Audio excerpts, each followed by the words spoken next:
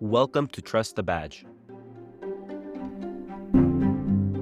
Chief Tom Weitzel joins us for today's episode. Chief Weitzel is a retired police chief with an impressive 37-year career in law enforcement and has served the community of Riverside, Illinois, a small suburb just west of Chicago. Rising through the ranks from patrolman to chief, he has held every position within his department, including being a detective sergeant and deputy chief. Chief Weitzel is known for his dedication to the profession and his innovative approaches to community policing. Today, he joins us to discuss the death of Sonya Massey, the aftermath, and the current challenges facing the police profession. Welcome, Chief Weitzel. Hey, good morning. My name is Tom Weitzel. I'm retired now, police chief from Riverside, Illinois. And Riverside, Illinois is just west of the city of Chicago. It's right on their border. It's a small suburban community of about 10,000 residents. I served 37 years in law enforcement, and the last 13 as chief of police in Riverside. And I held every rank the department has. I was patrolman, sergeant, detective sergeant, lieutenant, deputy chief, and then chief. Like I said, I did 13 years, and I'm so happy to be joining you today. Well, thank you so much for being here. I really appreciate your time, and I'm glad that we get to speak about this really important topic that's not talked about much today. But before we get into that, why did you become a police officer? Mine was really easy. I always wanted to be a police officer since I was a child, for sure. I had family members that were in policing before me, and right now, actually, my three adult sons are all police officers in suburban Chicago. My cousins are police officers and retired as an Illinois State Trooper. So I kind of have it in my family. I always knew what I wanted to do, even in grade school. I didn't really have another path, so to speak, but I didn't want another path. I wanted to be a policeman, so I worked hard to be able to get that opportunity to test for it and then get hired. What did you do and accomplish within your 37 years of law enforcement? Yeah, I'll speak from two perspectives. As patrolman, I started working up. You don't go into police work saying you want to be the chief. If anybody tells you that, they're probably that's not factual. When you're too young like that, all you want to do is you want to do the job. You're not thinking of an executive position in the years, but you want to do patrol. And me, I always wanted to be a detective, and I was able to get that after serving in patrol for 10 years. I was able to do that. So I was able to I did 6 years as an investigator, which in my career was probably the best time I ever had. I really enjoyed that position. So I was able to grow within the department that I had. I'm one of those few people. I started at a young age of 22 or so, and I went all the way up to retirement at 60. So I stayed with the same department. I didn't jump from department to department. So um, I really enjoyed my time. I enjoyed the department, and I was able to experience every level of positions in my department. That's great. What was your favorite position during that time period? No question when I was detective. And that's because I was the type of person that could. There are individuals that, on patrol, you get an immediate gratification. If you arrest somebody, you're arresting them very quickly. You're responding to a scene. You're handling an auto accident, making a DUI arrest. When you're in investigations, you have to build a case a lot of times so that you have to be able to, you have to be a good report writer. That's one of the top things they have to be able to do. You have to know how to interview people, talk to people, and you have to be able to build your case so that you can make an arrest somewhere down the line. That takes a different type of individual. So if you want immediate gratification, you're really better being in patrol than you are in investigations, in my opinion. So I really enjoyed detectives, and that was my most enjoyable 6 years in the profession. So, during your time as chief of police, fast forwarding from your time as a detective, did you see any improvements in trust between your department and the community? Yeah, I was fortunate to work in a community that supported the police always from day one. However, we lived in an area that was very close to metropolitan Chicago, big metropolitan police department. So we would have some of their same issues, just not the same volume of issues.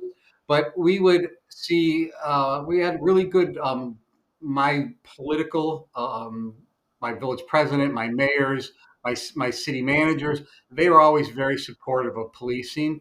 So we had a really good relationship with the community. They backed us up. That doesn't mean that they didn't challenge us at times or we didn't disagree on issues.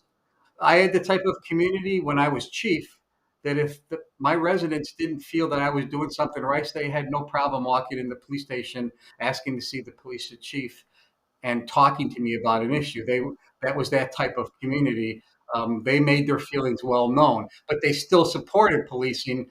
But they did want maybe things to be done in different ways at different times, so they would let me know that. So we would work collaboratively on that. Recently on the news, the Sonya Massey death has sparked all across the nation. And then you've also seen the anti-policing laws and what we're about to talk about. What is going on in Illinois, and could you break down how law enforcement is being affected by an anti-policing environment? Yeah, for sure. Illinois is passing a lot. We'll start with legislation. They're passing a lot of laws and legislation and posting that are anti-police, no question. They throw around these words of depolicing, reimagining policing, which is just a it's just a cover for another way of defunding police. And how they're defunding police is through legislation, because what's happening is they're passing laws that don't allow police to do their job, don't give the police the funding, don't give us grant funding, and in many ways take away the powers from such a simple thing as traffic stops, for example. They're proposing limiting the amount of traffic stops policemen can make, what legislators would consider minor offenses, such as license plate lights out, expired license, stuff that's not a moving violation. Those are currently against the law in Illinois. They're proposing changing those so police officers can't stop those individuals for that. And they're taking away the power to search cars, to interview juveniles. They're putting these restrictions on police, if not taking away the ability to do their job completely. And how you see that affecting policemen is, you see officers in Illinois fleeing the state for other jobs in other states that they perceive as being more law enforcement friendly. And I'll give you a clear example of that. In Florida and Texas are two clear examples. I have family members that live in Florida. I have family members that live in the Sarasota area, and I can tell you that, that officers perceive Florida and Texas to be states that they want to go work in because they perceive that as their politicians are backing police officers and backing the profession of policing. And they want to see, I mean, you might know, I mean, officers want to see, you might say that they don't get involved in politics, but they at least want to see their legislators supporting them. And that's a big reason that you see hundreds of Illinois police officers leaving for other states. They're not leaving because they might really dislike their department. They're dislike the atmosphere here and the political atmosphere that's not allowing them to be the police. Absolutely. I mean, we've seen this problem everywhere, and it sucks that's happening in Illinois. As you mentioned, Florida here, we're trying our best to have a more pro-police state, and not even just a pro-police state, just a state where police officers are respected and they have good pay. Because I don't know if you know or not, but from out of state, I believe we give $5,000 bonuses to officers who come in from out of state to in-state to police here, and in-state officers we give 1,000 a year. So it's a great program we have, that we have legislators and politician government officials here in Florida that back our police. That's unfortunate that in other places in Illinois, the police have to flee to other places because they're not supported in their home state. That's really sad. Why and how did Illinois become an anti-policing state, and what specific laws and legislation do you find most concerning? Well, I'll tell you, it really changed after the George Floyd murder in Minneapolis, Minnesota. There's no question. So, what I would quick when that happened, Illinois law enforcement changed. Politicians got on the bandwagon of all police are bad. They tried to wipe us all as the same brush, and instead of like peacefully protesting and stuff. Illinois and Chicago was having outright rioting taking place, police officers being injured, severely injured. There was this culture of complete lawlessness. And then all of a sudden, the politicians were holding news conferences and press conferences with anti-police rhetoric at the same time. And then individuals bought into this, and they start passing these laws for us not to do our job. And it started to snowball. You had the incident in Minneapolis, you had rioting, you had politicians quickly passing legislation to depolice. They got on the defund the police bandwagon, and I always felt that the average citizen didn't want that. Like, they wanted good policing. They wanted us to be held accountable. But this defund the police baloney that you heard about, most people didn't want that. That was just perpetuated in the media and by politicians, and it somehow became this big issue that they thought that a majority of Illinois residents wanted, and I really didn't believe they did. It was a majority of activists that wanted this, not the people wanted the police. They just wanted to hold us accountable and be engaging. And I think we were. And were there some improvements that needed to be made after what happened in Minneapolis, Minnesota? There did need to be some policing changes, but not to the scope of what happened here in Illinois. Right. And it sucks to see what happened to other parts of the nation with defund the police. I understand if you took the officer accountable and made some procedure changes in the police department itself, but when you apply that to the rest of the country, where innocent police officers are leaving their jobs because they're not supported and they can't even support their families, that's how bad it got. I'm sure you've probably heard of it. In one of the cities in Vermont, they found that when they defunded the police, immediately what they were looking for was to maybe cut the force in half. But instead, what they saw was they cut the force by much more than expected, because the police officers there simply were not respected by their own community, and they weren't getting the pay to have a livable wage, which resulted in less police officers and more crime on the streets 1 year later. So now you see the city council is just scavenging what they can get from previous police officers and how to rehire. And you know the problem of retainment and recruiting. So with that being a problem in itself, they're suffering because of defund the police. So as you just stated yourself, defund the police is terrible. Was there a major defund the police impact in Illinois after George Floyd? And are they recovering from it? Yeah, there was a major impact on law enforcement, all law enforcement, suburban and big metropolitans in Illinois. And we're slowly recovering, but you can make a case that we're not even recovering, because Illinois, I think, is the political environment here is such that down in Springfield, Illinois, where our capital is, they're literally passing legislation to take away everyday basic powers from law enforcement, all the way up from just routine, what you would consider routine traffic stops, to who you can arrest, how you can arrest. Like, they're passing legislation on how we deploy drones, how we deploy canines, how officers conduct traffic stops, when they conduct traffic stops. There's been a legislation put out there that police officers may have to get their own liability insurance, because there's been some speculation that Springfield, they want to somehow pass a law that would not indemnify police officers anymore, and that would be disaster. Nobody would do the job. You'd have people just leaving the profession, or we'd be recruiting people that aren't qualified to do the job, which is in some ways is already happening. So I think that we're very slow to recover from defund the police, and I do think there's an argument that we're not even recovering from it in Illinois. That's terrible to hear, and I hope the situation somehow gets better. But from what we're looking at right now, it really isn't. So as you already know, the death of Sonya Massey took a storm, not only in Illinois, but across the nation. From what you have seen in the body cam footage, filtering out what the media has to say, what happened and what went wrong?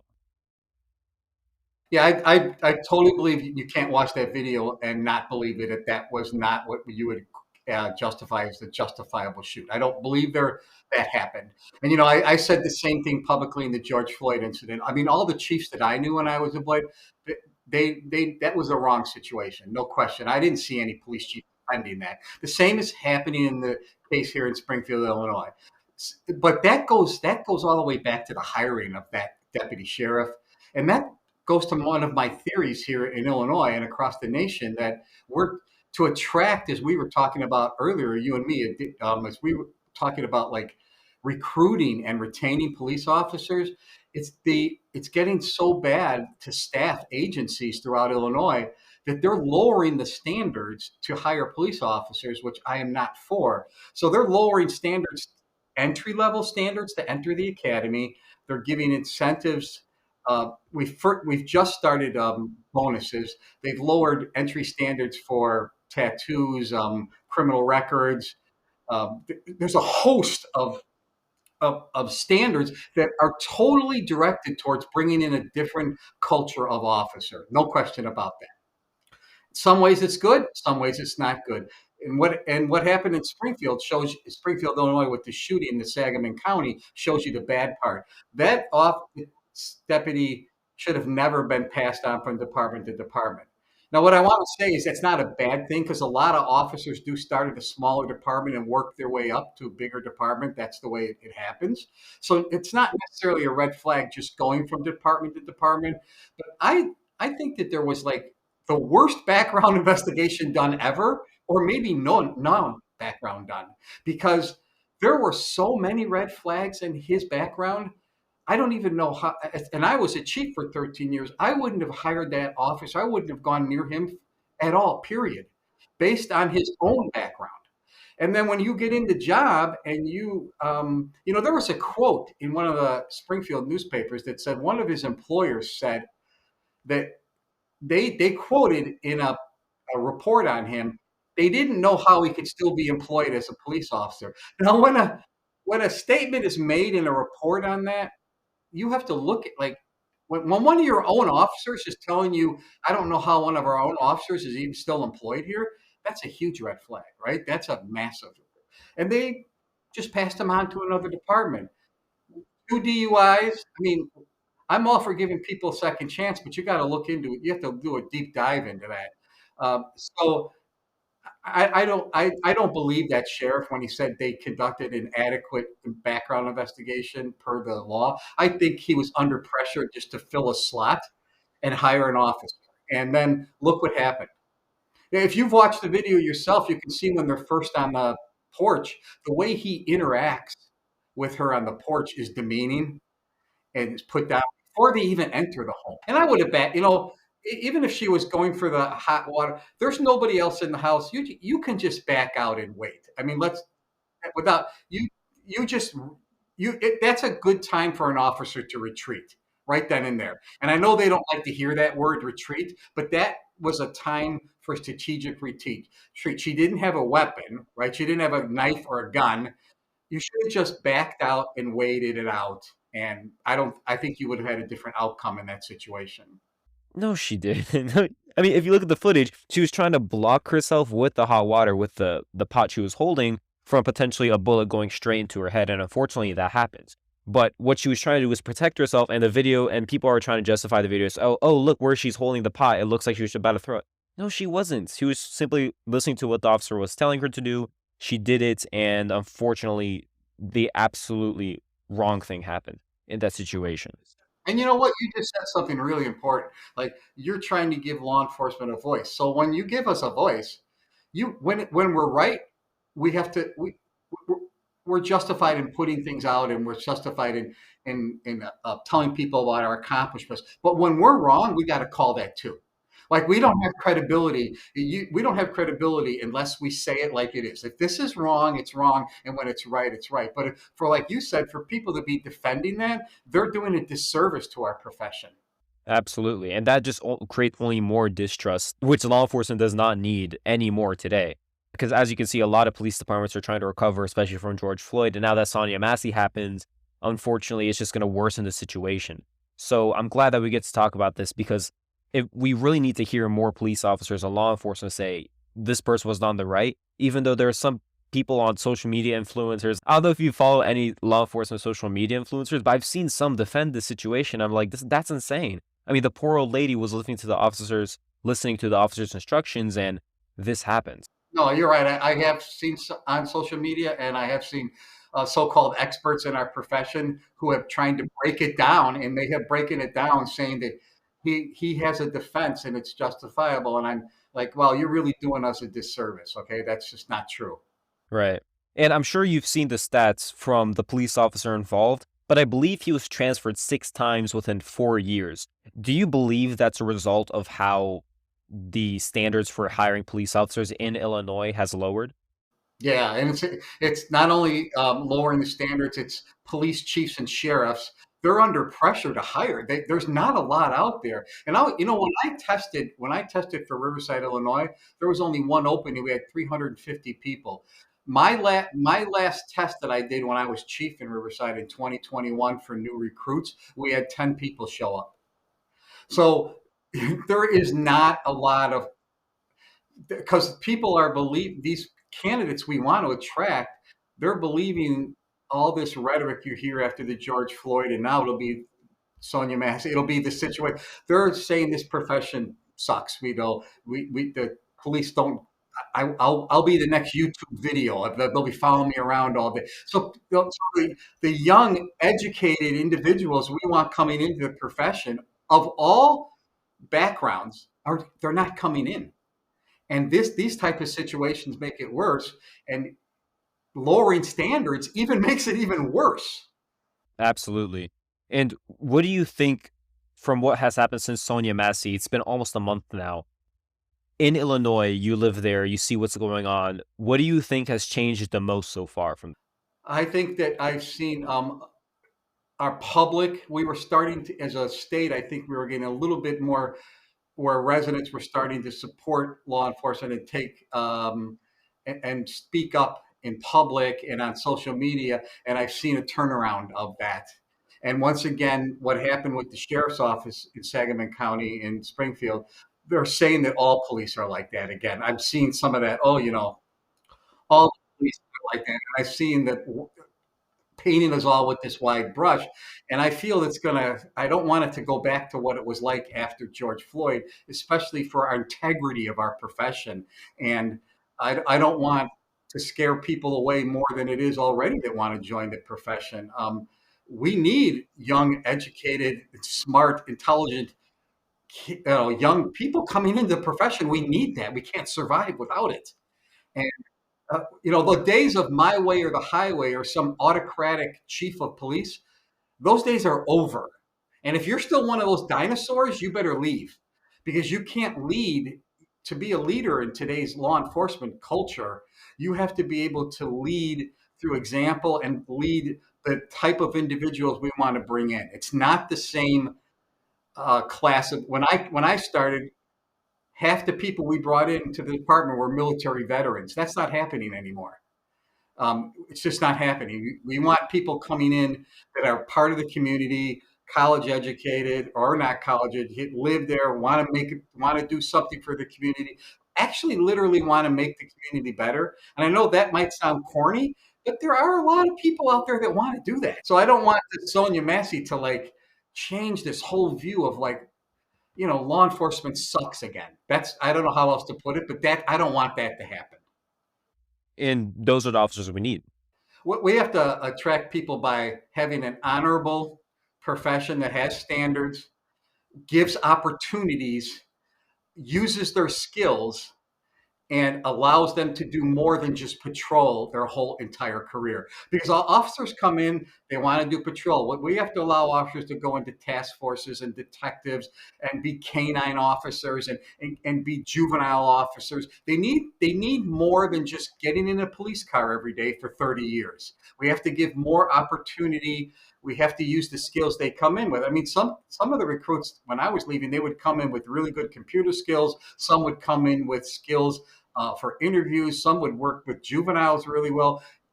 We have to, the FBI and the federal government does a really good job of this. They recruit new FBI agents and ATF agents for some of their skills. They'll recruit you if you're an accountant. They'll recruit you, they'll use your skills for their profession. We at local law enforcement need to do the same thing. We need to use the skills that you're coming in. You need to get the basic training and then do patrol for a couple, 3, 4 years. But then we have to allow these individuals to use their expertise in our profession. And how would you advertise that to my generation who unfortunately, but a majority do start to see how the media portrays law enforcement as evil. How would you try to do that to people my age? Yeah, I would show you my agency. I would advertise it. I would do videos. I'd put it on social media. I'd have you do ride-alongs. You, for example, if you wanted to join my department after a few years, I'd put you as my public information officer. I would use your skills. I mean, there are officers that never want to talk to the media, and there are officers that are really skilled at that, right? So I would put you in these positions that allow you to flourish and allow you to grow. Because one of the worst skills that a police chief can have is to be somebody that's protective and and is afraid of his employees are going to outshine him. Because I learned something as being a chief for 13 years. I never gained one single thing without my officers. I didn't. The officers are the ones that made me look good. I didn't look good. I used to get. I used to laugh. I used to get a lot of praise that, hey, you guys did a great job. I didn't do a great job. My officers did a great job. You're just praising me because I'm the police chief, but it wasn't me that made this really good arrest. It wasn't me that came up with this really good idea. I'll give you a really clear example. Riverside was one of the first communities in the nation to come up. We partnered with Lyft to reduce DUIs. So what we did in our bars and restaurants, we had a program that Lyft would come and pick you up on this that the Riverside Police Department would have these coupons for free rides at 2 o'clock in the morning, 3 o'clock in the morning, and it was totally free. And we partnered with Lyft to do it, where they would come over there. And I got a lot of really local press on it in the Chicago metropolitan area and stuff. And they were telling me, Chief, what a great job. What a great job. And you know what? I told them it, a patrolman walked in my office one day that was working the midnight shift, and he told me, Chief, we got a lot of drunks that are leaving the bars. And I think that they wouldn't leave drunk if we gave them an opportunity. And he came up with the idea to contact Lyft to see if Lyft could do it. And I let him run with it. And he got the corporation to sign on. And I remember telling the news media, it wasn't me. It was a low-level patrol officer that came up with this idea. So we have to let those individuals flourish and give them the power to do the job. Yeah, that's great leadership. And that's the type of thing we need to publicize and show the media. It's more of a team effort, it's a group effort when things like this are trying to be tackled, such as lowering DUIs. And I'm sure that's a great program, and that should be something more popular in other places too. What would you change in terms of police procedures and what police officers can, should, could not do in Illinois after what happened to Sonya Massey? Yeah, there's three things I've been pushing for a long time. One is we need more standardization. I believe we need it nationwide, but certainly in Illinois, and just some standard. We need standard use of force. Every agency should have the same use of force policy, because it's not. It's not. If you use force in Chicago or you use force in Riverside, it's really the same thing, whether it's physical force or weapon force. But we need the same policies. And what Illinois doesn't have is the same report writing system. Every single police agency in Illinois has a different computer system. We're not. We all need to be working on the same platforms when it comes to policies, procedures, report writing, because then every agency knows what to expect from every other agency. And you could literally go from agency to agency and not have to relearn. But the standard police operationals, how to conduct a traffic stop, how to, what you can use force on, when you can use force, what types of weapons we could use. And in my agencies, we had like only 4 sidearms that we would issue officers: Glock, Smith and West. We would only train you on those issues. So we'd have a standardization. I think every agency needs standards, and we all need the same standards. Yeah, absolutely. And that's funny that you mentioned, because where I volunteered at my police department, the computer system they use here is much different than a computer system down south in Florida. So it's really interesting to see how a lot of police departments are trying to get the job done, but in different ways, and actually hurts them when that happens. What about use of force and how you hire officers? Because again, you wouldn't want to hire that same officer who's responsible for the death of Sonya Massey. You want someone who's more comprehensible in what's going on and actually knows what to do in the situation and doesn't fire their gun immediately. What would you do about that in Illinois? again, we all need to have the same hiring practices, and there has to be mandated background checks that every agency has to. It's like a check, but every agency has to go through the exact same background, and those are difficult and they're long, and it takes in Illinois it probably takes 6 to 8 months to hire an officer when you go through physical testing, psychological testing, background investigations, drug testing. It's a long process, but it's worth it. So we need to get standardization there and use of force. We all need to have use of force training and in service training. There are some small agencies that they get a lot of their training in basic training when they get hired, and then the department sends them very rarely to in-service training because of their budget. So I would like to see our legislators give more budgeting money to state agencies for training. They'll tell you that they do that, but they don't. What they do is they put it in the form of grants, and everybody competes for it. And once the grant money's up, it's up. But I think they should fund training for police officers. Period. Every agency gets funding for training, a set amount of dollars for every single law enforcement agency.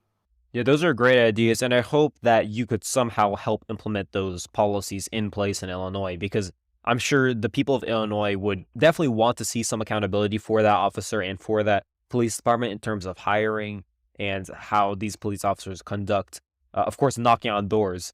But yeah, so thank you for doing that. Do you think there are any ways that you could help implement what you just said into Illinois? Yeah, so I used to serve when I was chief. I was on the Illinois Police Chiefs Legislative Committee, so I was in Springfield all the time, and I'm still involved. So even in retirement now, I'm still part of the Illinois Chiefs Association, and I do still do some work for them. So I'm trying to help through the legislative process. But unfortunately, in Springfield right now, it is so. I feel comfortable in saying that the atmosphere there is anti-police, even by our legislators. There's very few that will publicly support law enforcement on a lot of issues that are out there that are controversial in some people's view. And I don't think it's controversial to support policing. I asked them to support good policing. I'm not asking you to support the outliers. I said this the other day. Every profession has idiots. They do. Even policing does, right? Our job is to get rid of those people very quickly. But we need to have our legislators really need to support us as a profession because that's where the dollars are coming from. It's coming from them. And if they're not supporting us and funding us, we're in big trouble.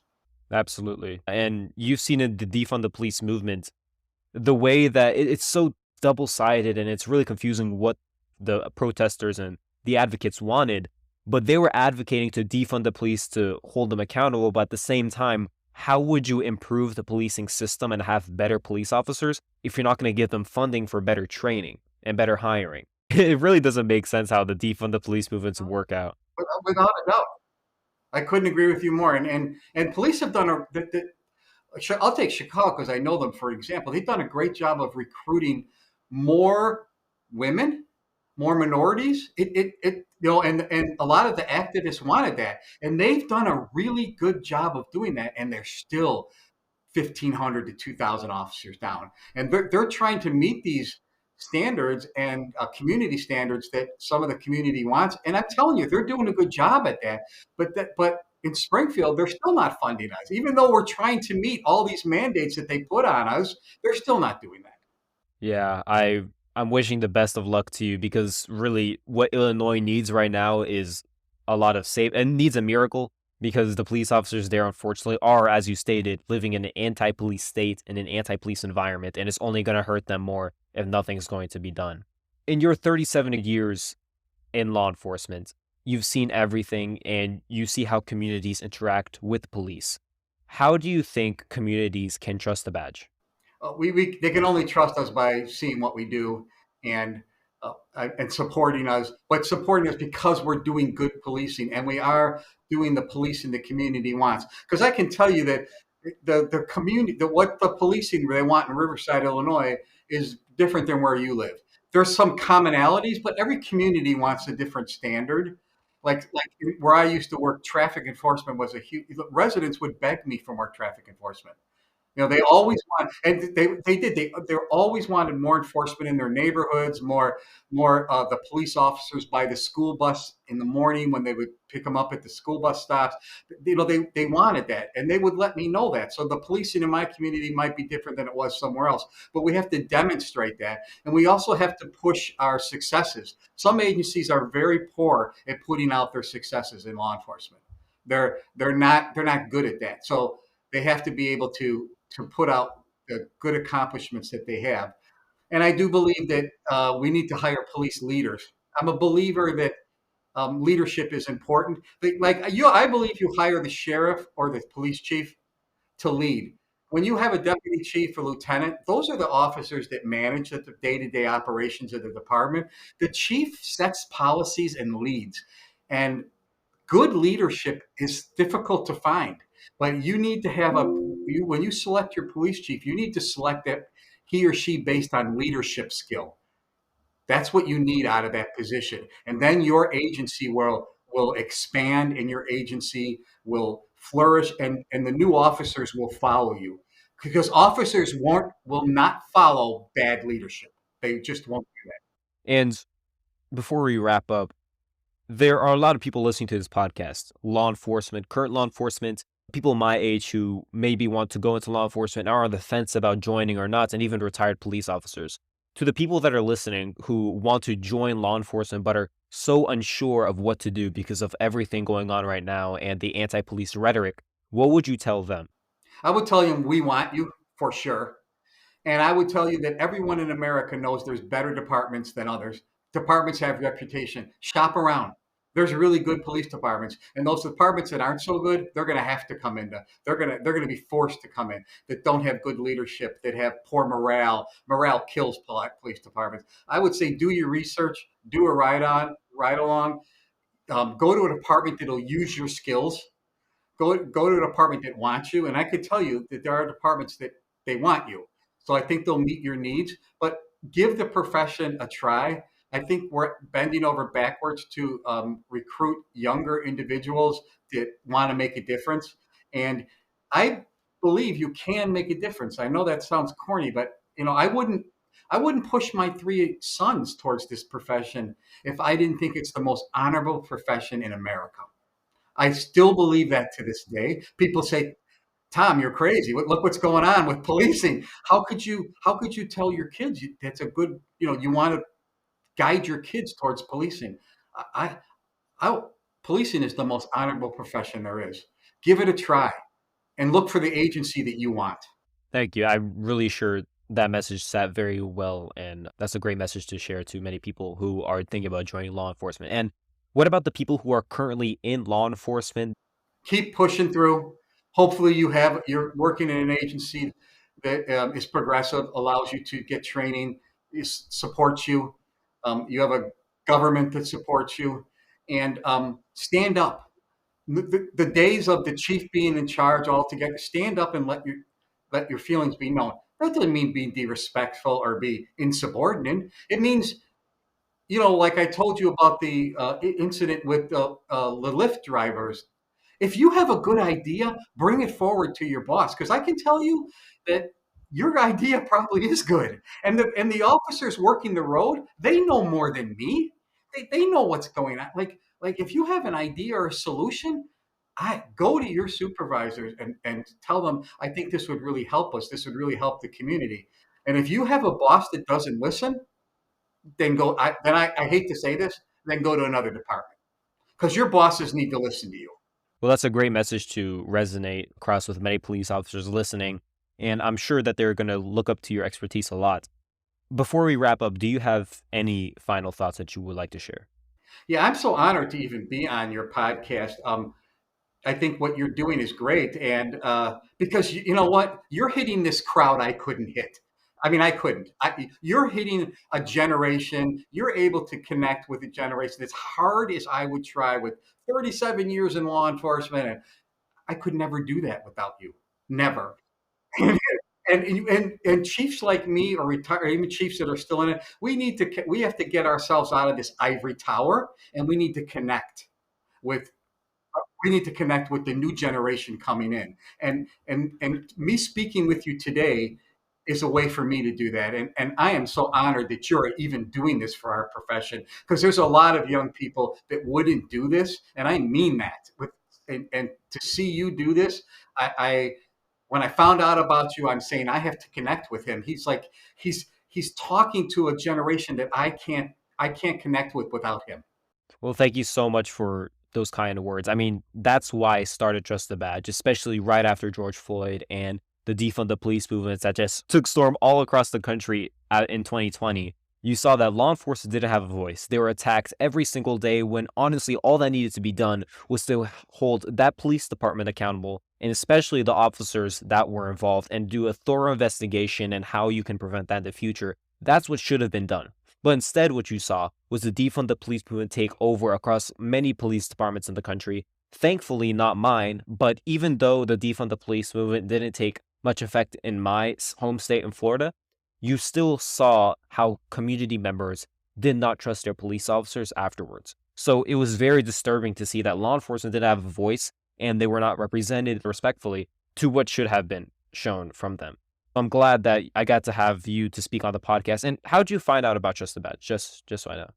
I saw your interview with the FOP president, and I listened and watched the whole episode, and I was like, wow. And then I Googled you, and I came up with a bunch of articles, especially one I read about police1.com. They did a story, and I'm like, wow, this is somebody that could get a message that I could never connect with. But I saw your entire interview with the FOP, and I was very impressed. Well, I'm glad to have you on here. And if there's any way that people listening right now, especially current law enforcement or people thinking about joining, how could they contact you if they want to ask you any questions from your 37 years of experience? Yeah, they could contact me. You can. My name is Tom Weitzel. It's Weitzel. You could email me. My email is TQ, because my middle name is Quinn. It's TQ Weitzel, Weitzel, at outlook.com. Or they could follow me on X at Chief Weitzel. It's at ChiefWeitzel. I'm very active on X. Thank you so much for having me.